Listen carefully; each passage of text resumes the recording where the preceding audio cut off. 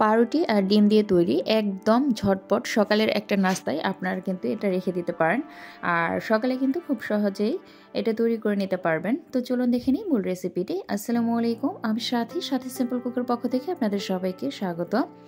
তো bread omelette তৈরির জন্য এখানে আমি প্রথমে নিয়ে নিচ্ছি 2টা ডিম। আপনারা কিন্তু ডিমের পরিমাণটা আপনাদের নাস্তার পরিমাণের উপর বাড়িয়ে কমিয়ে নিতে পারেন। আমার জন্য 2টা ডিমই এনাফ। তো নিয়ে নিলাম 2টা ডিম, আর এর সাথে নিয়ে নিয়েছি 1/4 টিস্পুন মতো লবণ, আর সেই সাথে অ্যাড করে দিচ্ছি চিনি 1 টেবিল স্পুন মতো। দিয়ে সবগুলো উপকরণকে একটা হ্যান্ড উইচের সাহায্যে মিশিয়ে নিতে পারেন, অথবা একটা কাঁটা চামচের সাহায্যে এভাবে করে কিন্তু মিক্সড করে নিতে পারেন। তো চিনিটা যখন খুব ভালোভাবে গলে যাবে তখন এটা কিন্তু তৈরি হয়ে যাবে। ব্যাটারটা একদম রেডি হয়ে যাবে। তো ব্যাটারটা একদম রেডি, চিনিটা ভালোভাবে গলে গেছে।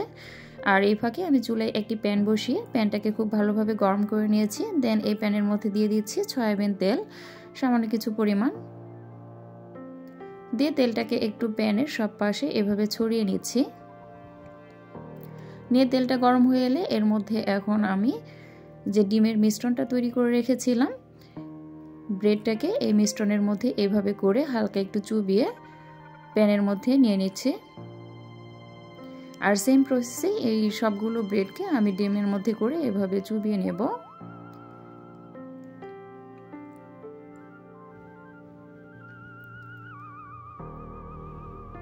নিয়ে এ পর্যায়ে কিন্তু চুলার আঁচটাকে অবশ্যই মিডিয়ামে রেখে দিবেন, তা না হলে কিন্তু হাই হিটে রাখলে এর এক পাশটা খুব সহজে একদম লালচে হয়ে যাবে বা পুড়ে যাবে।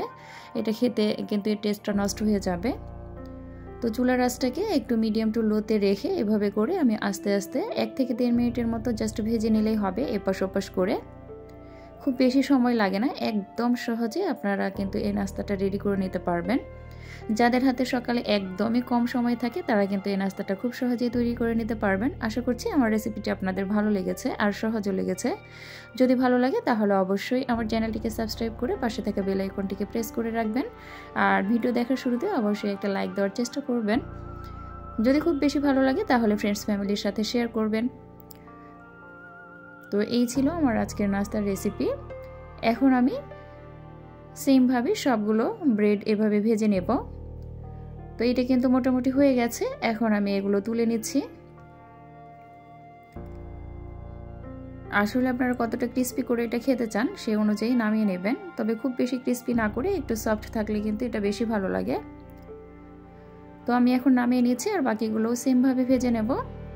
এটা কিন্তু বেশ একটা সফট থাকে আর অনেকক্ষণ পর্যন্তই সফট থাকবে, আর খেতে মাশাআল্লাহ অনেক সুস্বাদু হয়। দেখলেনই তো কতটা কম উপকরণে একদম সহজে 1.5 থেকে 2 মিনিটের মধ্যে আপনারা চাইলে এই নাস্তাটা রেডি করে নিতে পারবেন।